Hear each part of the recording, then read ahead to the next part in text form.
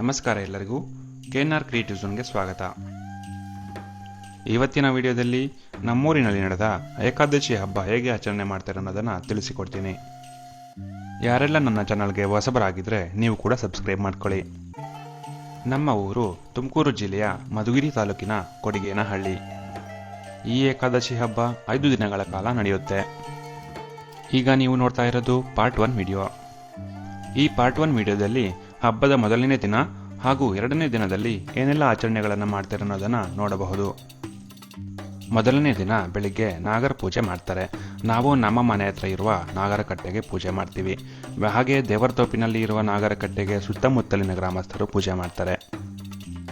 ಈ ಏಕಾದಶಿ ಹಬ್ಬದ ದಿನಗಳಲ್ಲಿ ನಡೆಯುವ ಆಚರಣೆಗಳ ಬಗ್ಗೆ ಇಲ್ಲಿನ ಅರ್ಚಕರಾದ ಮುರಳಿ ಶರ್ಮಾ ಅವರು ತಿಳಿಸಿಕೊಡ್ತಾರೆ ನೋಡಿ. ಶ್ರೀ ಲಕ್ಷ್ಮೀನರಸಿಂಹಸ್ವಾಮಿ ಪ್ರಸನ್ನ ಭಕ್ತಾದಿಗಳಲ್ಲಿ ನಮಸ್ಕಾರಗಳು. ಶ್ರೀ ಲಕ್ಷ್ಮೀನರಸಿಂಹ ದೇವಸ್ಥಾನ ಪ್ರಧಾನ ಅರ್ಚಕರು RK ಮುರಳಿ ಶರ್ಮಾ, ಧರ್ಮದರ್ಶಿಗಳ ಶಿವರಾಮ ರೆಡ್ಡಿ ಮತ್ತು ಅಶ್ವತ್ಥ ರೆಡ್ಡಿ ಅವರ ಮಾಡುವ ನಮಸ್ಕಾರಗಳು. ಇಲ್ಲಿ ಶ್ರೀ ಲಕ್ಷ್ಮೀನರಸಿಂಹಸ್ವಾಮಿ ದೇವಸ್ಥಾನದಲ್ಲಿ 5 ದಿನ ಪಾಂಚಾನಿಕ ಮಹೋತ್ಸವ ಬ್ರಹ್ಮರಥೋತ್ಸವ ನಡೆಯುತ್ತದೆ. ಪೂರ್ವ ಇತಿಹಾಸ 800ರಿಂದ 1000 ವರ್ಷಗಳ ಹಿಂದೆ ಶ್ರೀ ಲಕ್ಷ್ಮೀನರಸಿಂಹಸ್ವಾಮಿ ಅಹೋಬಲಿಂದ ಬಂದು ಇಲ್ಲಿ ನೆಲೆಸಿರುತ್ತಾರೆ. ದೇವರ ತೋಪಿನಲ್ಲಿ ಒಬ್ಬ ಬಾಲಕನಿಗೆ ಬಂದು, ನಾನು ಲಕ್ಷ್ಮೀನರಸಿಂಹಸ್ವಾಮಿ ನೆಲೆಸಿರುತ್ತೇನೆ, ನನಗೆ 5 ದಿನ ಬ್ರಹ್ಮರಥೋತ್ಸವ ನಡೆಯಬೇಕು ಎಂದು ಶ್ರೀ ಸ್ವಾಮಿಯವರ ಆಜ್ಞೆಯಂತೆ ಇಲ್ಲಿ ರೈತ ಬಾಂಧವರು ಭಕ್ತಾದಿಗಳು 5 ದಿನ ಪಾಂಚಾನಿಕ ಮಹೋತ್ಸವ ನಡೆಸುತ್ತಾರೆ. ಪ್ರತಿ ವರ್ಷ ದಶಮಿಯಿಂದ ಚತುರ್ದಶಿವರೆಗೂ ಶ್ರೀ ಸ್ವಾಮಿಯವರ ಕಾರ್ಯಕ್ರಮ ನಡೆಯುತ್ತದೆ. ದಶಮಿ ಅಂಕುರಾರ್ಪಣೆ ಮತ್ತು ಧ್ವಜಾರೋಹಣ, ಏಕಾದಶಿ ದಿನ ಶ್ರೀ ಸ್ವಾಮಿಯರಿಗೆ ಪಂಚಾಮೃತ ಅಭಿಷೇಕ ಬೆಳಗ್ಗೆ, ಸಂಜೆ ಶ್ರೀ ಸ್ವಾಮಿಯರ ಕಲ್ಯಾಣೋತ್ಸವ, 3ನೇ ದಿನ ದ್ವಾದಶಿ ಬ್ರಹ್ಮರಥೋತ್ಸವದಂದು ಪಂಚಾಮೃತ ಅಭಿಷೇಕ ಬೆಳಗ್ಗೆ, ಮಾಧ್ಯಾಹ್ನಿಕ ಅಭಿಜಿನ್ ಮುಹೂರ್ತದಲ್ಲಿ 12:30ರಿಂದ 1:30 ಒಳಗಡೆ ಅಭಿಜಿನ್ ಬ್ರಹ್ಮರಥೋತ್ಸವ, ಸರ್ಕಾರಿ ವರ್ಷ ಬ್ರಹ್ಮರಥೋತ್ಸವ ನಡೆಯುತ್ತದೆ. ಮತ್ತು ಈ ವರ್ಷ ನಮ್ಮ ಮಧುಗಿರಿ ವಿಧಾನಸಭಾ ಕ್ಷೇತ್ರದ ಶಾಸಕರಾದ KN ರಾಜಣ್ಣವರು, ಸಹಕಾರ ಸಚಿವರು ಕರ್ನಾಟಕ ಇವರ ವಿಶೇಷ ಪೂಜೆಯೊಂದಿಗೆ ಬ್ರಹ್ಮರಥೋತ್ಸವ ಪ್ರಾರಂಭವಾಗುತ್ತದೆ. ಮತ್ತು ಶ್ರೀ ಭಕ್ತಾದಿಗಳು ಮತ್ತು ರೈತ ಬಾಂಧವರು ಮತ್ತು ಕೊಡಿಗೇನಹಳ್ಳಿ ಗ್ರಾಮ ಪಂಚಾಯಿತಿ ಎಲ್ಲರೂ ಸೇರಿ ಈ ರಥೋತ್ಸವ ವಿಜೃಂಭಣೆ ನಡೆಯುತ್ತದೆ. 4ನೇ ದಿನ ಶ್ರೀ ಸ್ವಾಮಿಯರ ಪರಾರೋಟೋತ್ಸವ, 5ನೇ ವಸಂತೋತ್ಸವ ನಡೆಯುತ್ತದೆ. ಈ ಕಾರ್ಯಕ್ರಮ ವಿಜೃಂಭಣೆ ನಡೆಯುತ್ತದೆ. ಮತ್ತು ಕರ್ನಾಟಕ, ಆಂಧ್ರ, ತಮಿಳುನಾಡು 3 ರಾಜ್ಯಗಳಿಂದ ಭಕ್ತಾದಿಗಳು ವಿಶೇಷವಾಗಿ ಬಂದು ಶ್ರೀ ಸ್ವಾಮಿಯರ ಸೇವೆ ಮಾಡಿ ಅಭಿಷ್ಟಗಳನ್ನು ಹೊಂದಿ ಶ್ರೀ ಸ್ವಾಮಿಯರ ಆಶೀರ್ವಾದ ಪಡೆಯುತ್ತಾರೆ. ನಂತರ ಕೊಡಿಗೇನಹಳ್ಳಿಯಿಂದ ದೇವರತೋಪಿನ ದೇವಸ್ಥಾನಕ್ಕೆ ಉತ್ಸವ ಮೂರ್ತಿಗಳನ್ನು ತರಲಾಗುತ್ತೆ. ಹಾಗೆ ಸಂಜೆಯ ಸಮಯದಲ್ಲಿ ವೀರಗಲ್ಲು ಪೂಜೆ ಮಾಡಲಾಗುತ್ತೆ. ಈ ಪೂಜೆ ಯಾಕೆ ಮಾಡ್ತಾರೆ ಅಂದರೆ, ಯಾರಾದರೂ ಮದುವೆ ಆಗದೆ ಮರಣ ಹೊಂದಿದ್ದರೆ ಅವರ ಮರಣದ ನಂತರ ಇಲ್ಲಿ ಬಂದು ಒಂದು ಕಲನ ಇಡ್ತಾರೆ. ಮತ್ತು ಪ್ರತಿ ವರ್ಷ ಏಕಾದಶಿ ಹಬ್ಬದ ಸಮಯದಲ್ಲಿ ಹೊಸ ಬಟ್ಟೆ, ತಂಬಿಟ್ಟು, ಹೆಸರುಬೇಳೆ, ಅಕ್ಕಿ ಬೆಲ್ಲ, ಹಲಸಿನ ತೊಳೆ, ಇನ್ನು ಹಲವಾರು ತರಹದ ಪದಾರ್ಥಗಳನ್ನು ಇಟ್ಟು ಮದುವೆ ಆಗದೇ ಇರುವ ಹುಡುಗರ ಹತ್ರ ಪೂಜೆ ಮಾಡಿಸ್ತಾರೆ. ಹಾಗೆ ಬಂದಿರೋ ಮುತ್ತೈದರಿಗೆಲ್ಲ ಅರಿಶಿನ ಕುಂಕುಮ ಕೊಡ್ತಾರೆ.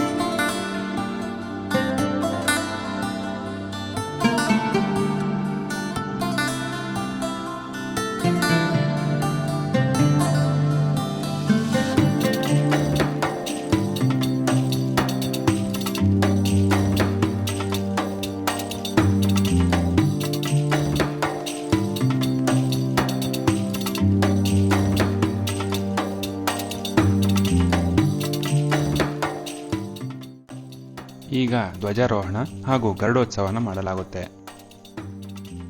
ಆಸನ ಧರ್ಪಯಾಮಿ, ವಾದ್ಯಂ ಅಗ್ನಿಮಾಚನ ಧರ್ಪಯಾಮಿ, ವಸ್ತ್ರ ಉತ್ತರೀಯಾರ್ತೆ ಅಕ್ಷದಾನ್ ಸಮರ್ಪಯಾಮಿ, ದೇವ್ಯಾದಿ ದೇವತಾಭ್ಯೋ ನಮಃ, ಪುಷ್ಪಮಾಲಿಕಾನ್ ಸಮರ್ಪಯಾಮಿ, ಪುಷ್ಪೈ ಪೂಜಯಾಮಿ. ಓಂ ಭೂತೇಶಾಯ ನಮಃ, ಓಂ ಮಹಾಭೂತಾಯ ನಮಃ, ವಿಷ್ಣುಭಕ್ತಾಯ ನಮಃ, ಗದಾಧರಾಯ ನಮಃ, ಓಂ ಪ್ರಜಾಪತಯೇ ನಮಃ, ನಮಃ ಇಂದ್ರಾಯ ನಮಃ, ವಾಚಸ್ಪತಯೇ ನಮಃ, ನಂದೀಶ್ವರಾಯ ನಮಃ, ಭೂತಾದಿಭೇರ್ಯಾದಿವಾದಿದೇವತಾಭ್ಯೋ ನಮಃ. ಧೂಪಮಾಗ್ರಾಪಯಾಮಿ.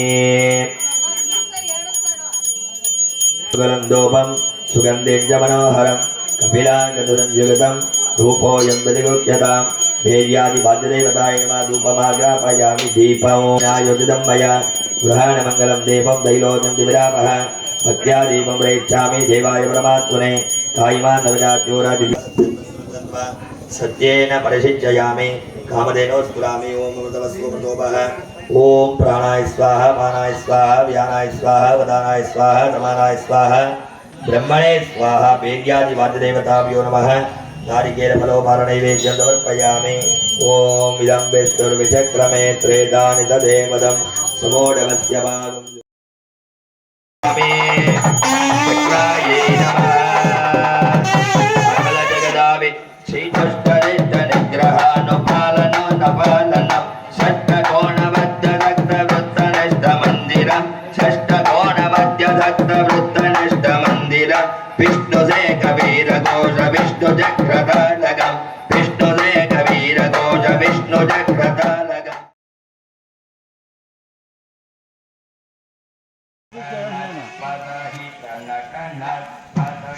ಇಲ್ಲ ನಾಳೆ ತಕೊಂಡ್ರೆ ಸರ್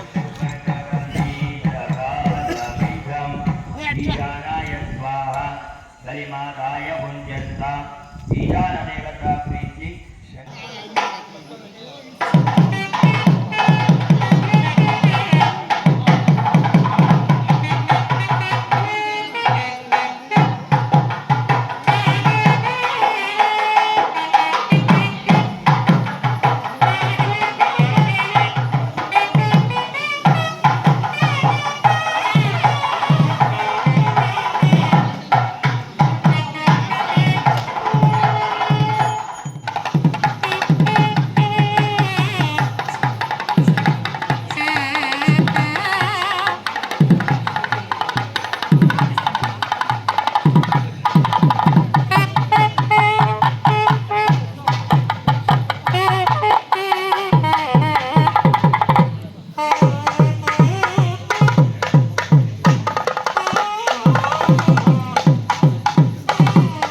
ಹಾಗೆ ಕೆಲವು ಪೂಜೆಗಳ ನಂತರ ಮೊದಲನೇ ದಿನದ ಕಾರ್ಯಕ್ರಮಗಳು ಮುಕ್ತಾಯವಾಗುತ್ತದೆ.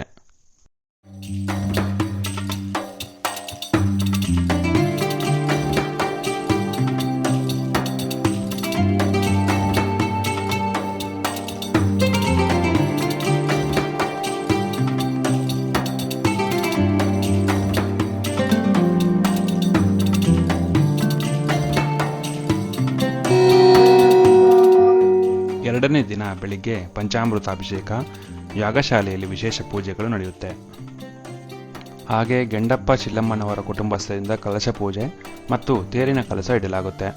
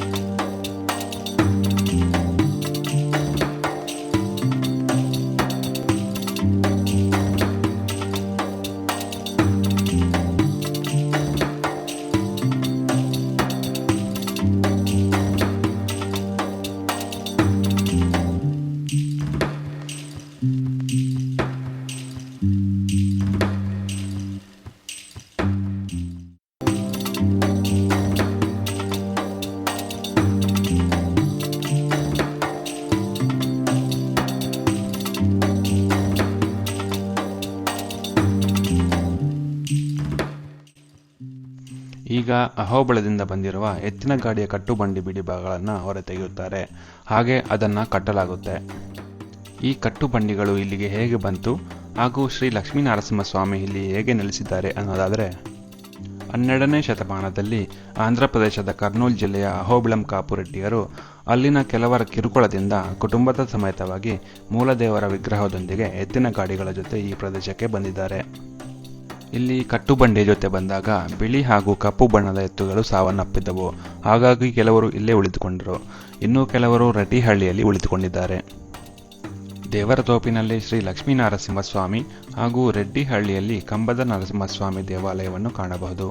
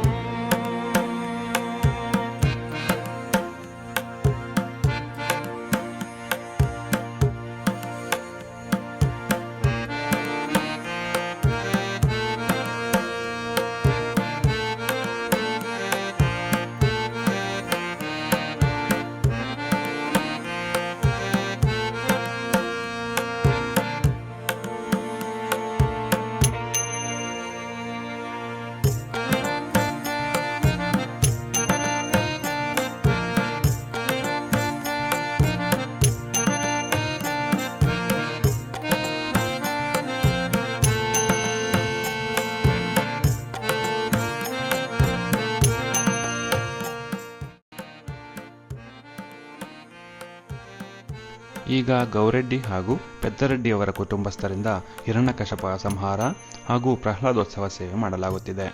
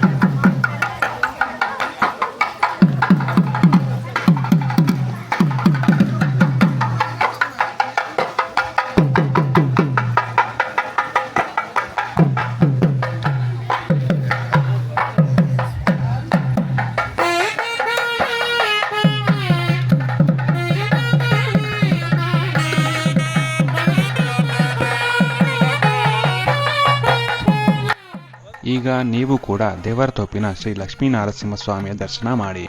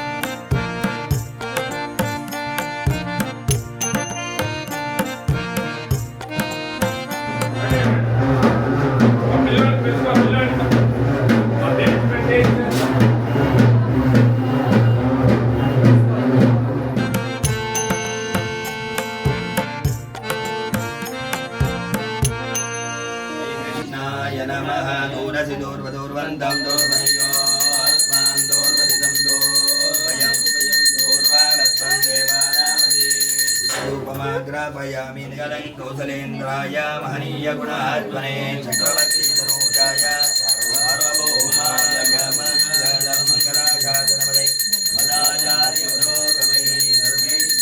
आचार्य सर्वदायास्तु मङ्गलं श्रीमद्रमारमण गोविन्द रमण गोविन्द रमण गोविन्द श्रीमत्स्वामी पादारविन्द गोविन्द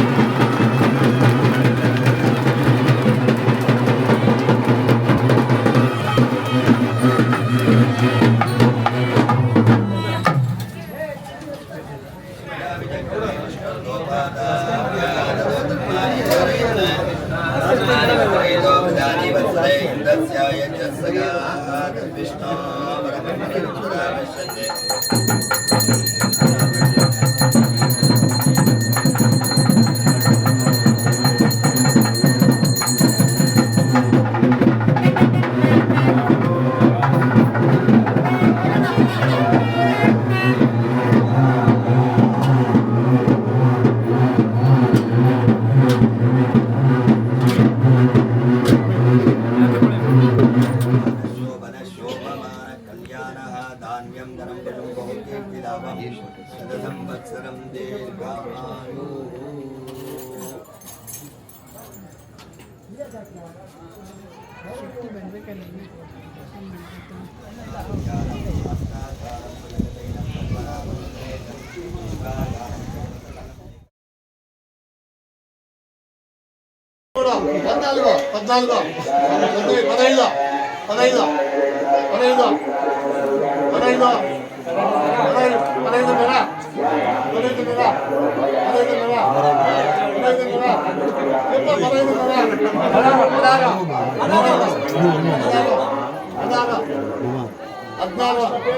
ಹದಿನಾರು ಒಂದ್ಸಲಿ ಒಂದು ವರ್ಷ ಎರಡು ಸಲ 2 ವರ್ಷ 16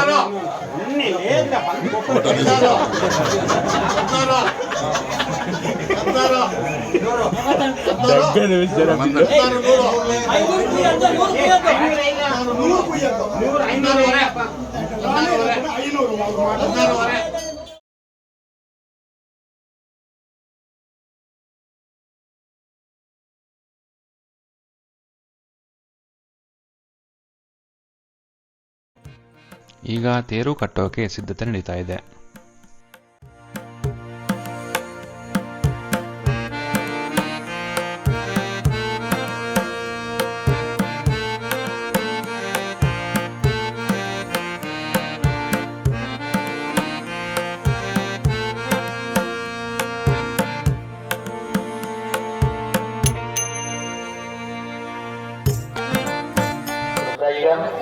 రేఖాయుగం, ద్వాపరయుగం, కలియుగాంతరం 4 యుగాలైన తర్వాత భక్తులుగా దేవీలుగానే వైకుంఠానికి వస్తారా, లేదా నాకు శత్రువులుగా మీరు కృతయుగం, రేఖాయుగం, ద్వాపరయుగంలో 3 యుగాలైన తర్వాత ప్రతి యుగంలో కూడా మీరు నా శత్రువులుగా జన్మించి నేను సంహారం చేస్తాను. ధర్మరక్షణార్థమైనటువంటి దేవి జైలిద్దరూ కూడా కృతయుగములో హిరణ్యాక్షుడు హిరణ్యకశిపునిగా ఆవిర్భావన అనేటువంటి జరుగుతారు.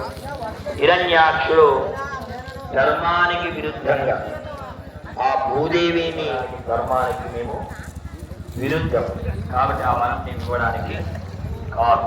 మరొక వరాన్ని కోరుకున్నప్పుడు హిరణ్యకశిపుడు ఆలోచన చేస్తాడు, బ్రహ్మదేవునికి ఏదో ఒక మాయ చేసి వరం పొందాలి సంహారం లేకుండా. ఎట్లా స్వామి ఆశ్రం చేసి ఈ అవతారంలో మాత్రమే నాకు సంహారం ఉంది, ఈ వరాన్ని ఈతమై ప్రసాదించమంటాడు. అప్పుడు బ్రహ్మదేవుడు ఆలోచన చేసి సదాస్తు అనే వరాన్ని ప్రసాదిస్తాడు. అప్పుడు బ్రహ్మదేవుడు చెప్తాడు, ఎవరయ్యా అర్థం మనిషి అర్థం జీవం ఉండేటువంటి నీవు నిద్రపోతున్నావు, మరణమే లేదయ్యా అంటే ఇవ్వను. నాకు మరణమే లేదు, ఆధీనంలో అప్పుడు 14 లోకాలు కూడా ఆధీనంలో తీసుకునే పరిస్థితి ఆసన్నమవుతున్నది.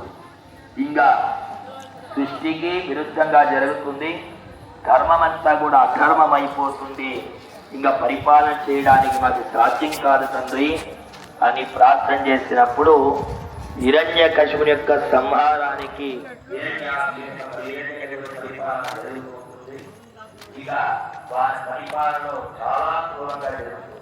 అప్పుడు మహావిష్ణువు అనుగ్రహం ద్వారా హిరణ్యకశిపునికి దంపతులకి ఒక శుక్లపక్ష చంద్రుడు, పౌర్ణమి రోజు చంద్రుడు ఏ విధంగా ఉంటాడో అంత ఆనందకరకమైనటువంటి సౌందర్యంతో ఒక ప్రహ్లాదుడు అనేటువంటి మగవీట జననం కలుగుతుంది.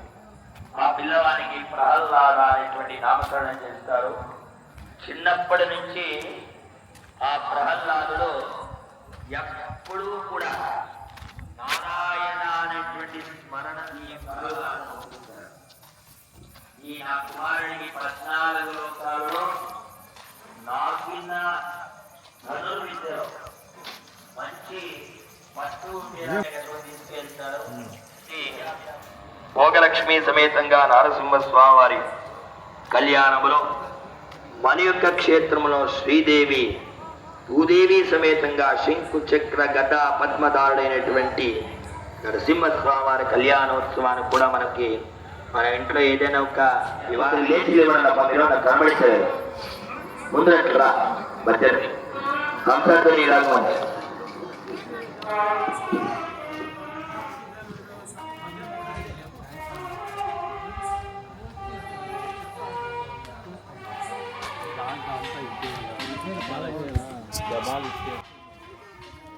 ಮುಂದಿನ ಕಾರ್ಯಕ್ರಮ ಕಲ್ಯಾಣೋತ್ಸವ. ಆದಷ್ಟು ಬೇಗ ಪಾರ್ಟ್ 2 ವಿಡಿಯೋದಲ್ಲಿ ಕಲ್ಯಾಣೋತ್ಸವದ ವಿಡಿಯೋ ಅಪ್ಲೋಡ್ ಮಾಡ್ತೀನಿ. ಈ ವಿಡಿಯೋ ಹೇಗಿತ್ತು ಅಂತ ಲೈಕ್ ಮತ್ತು ಕಮೆಂಟ್ ಮೂಲಕ ತಿಳಿಸಿ. ಹಾಗೆ ಸಬ್ಸ್ಕ್ರೈಬ್ ಮಾಡ್ಕೊಳ್ಳಿ. ಮತ್ತೆ ಮುಂದಿನ ವಿಡಿಯೋದಲ್ಲಿ ಸಿಗೋಣ. ಧನ್ಯವಾದಗಳು.